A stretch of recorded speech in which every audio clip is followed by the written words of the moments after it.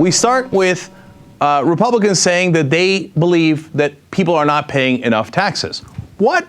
That's fantastic. Okay, finally we have agreement. We should have some tax hikes to get some sort of sanity, get some more revenue so we can actually balance the budget.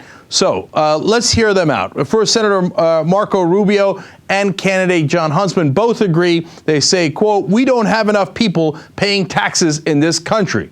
All right, Marco Rubio is a leading candidate for vice president for the Republicans. Huntsman's obviously running for president. Well, that's great. Not enough people paying taxes. They must agree with Warren Buffett, right? Saying the rich need to pay more. Well, fantastic. Well, here's Rick Perry, another leading presidential candidate. He said, "We're dismayed at the injustice that nearly half of all Americans don't even pay any income tax."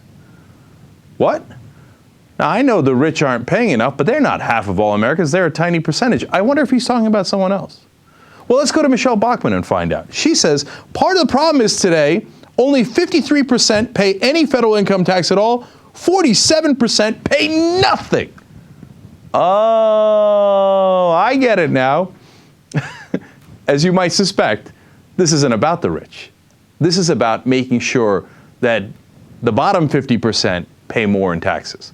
So Republicans are not afraid of tax increases. They want tax increases as long as it's on you, as long as it's on the bottom 50%. Once you get into the top 50% or the top 5% or the top 1%, oh, no, we can't have tax increases. Absolutely not. No, let's hit the poor the hardest. By the way, it's an absolute and utter lie that those people don't pay taxes. They pay sales tax, which is a huge portion of their income. They pay payroll tax, which is a huge portion of their income relative to rich people. So for example, your payroll tax is 6.2% in a normal year, right?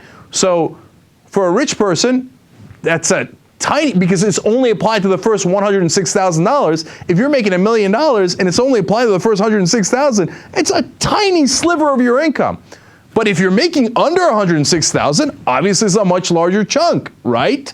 Okay, so they get hit harder by payroll taxes, that bottom 50%. They get hit harder percentage-wise by sales tax. Slate makes a good point. They point out, for example, when you pay for your gas, you're paying a national gas tax. So you get hit with all those taxes, but the Republicans say, no, we want you to be taxed more because we need money to give to the rich, so we need an income tax also on that bottom 50%.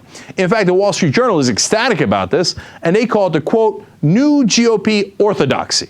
So the new GOP orthodoxy is more taxes, but make sure it's on people who can't afford it. Okay, so then as you see this orthodoxy, it's spread everywhere. Senator Dan Coats from Indiana says, those who are not paying any taxes but are receiving benefits from the government because of their income status, there ought to be a reduction from the benefit that they receive. Even if it's $10 or $15, we need to say we have deducted for your participation in helping to support our country's needs.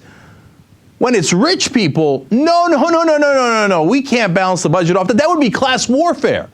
When it's the bottom 50%, you have to contribute to our country's needs. And what's he talking about, taking away your deductions? For example, you know, the party who passed it, by the way, was the Republican Party, the child income tax credit. Now, Democrats went along with that. Everybody agreed at the time in the 1990s. And now they're turning around saying, oh, these people who are, you know, barely making it, they're working, they have a salary, right? But they're not paying much income tax because they don't have much of a salary, and they get a credit for having children. Well, Dan Coats doesn't like that. Ah, damn it! I wish we could hit them harder. He said, we're going to take away some of those deductions so we can give it to the rich. Well, how about by the way, the payroll tax, one of the things that they complain about, the deduction that President Obama passed last year is $120 billion. So the $120 billion, oh, it's too much, you're ruining the deficit. You know how much it is for the same period of time for the top 2%? $700 billion. But the Republicans do not want to do that. They're willing to blow a $700 billion hole in that budget, no problem, as long as the rich get it. They are so transparent, it is so obvious. They are the party of the rich. They don't care about balanced budgets. They don't care about tax cuts. They only care about tax cuts for the rich. Now, there is one exception. Now, I don't agree with him either, but at least he's ideologically consistent. That's Ron Paul. He believes there should be no income tax. So here's Ron Paul's quote. Dr. Paul, or his spokesperson, I should say, said this. Dr. Paul doesn't want to be president so he can raise taxes on anyone, especially on the poor and the middle class. If half of American people don't pay income taxes, then we are halfway to our goal of eliminating it for everyone. Well, score points for consistency. I think it'd be crazy not to have income taxes.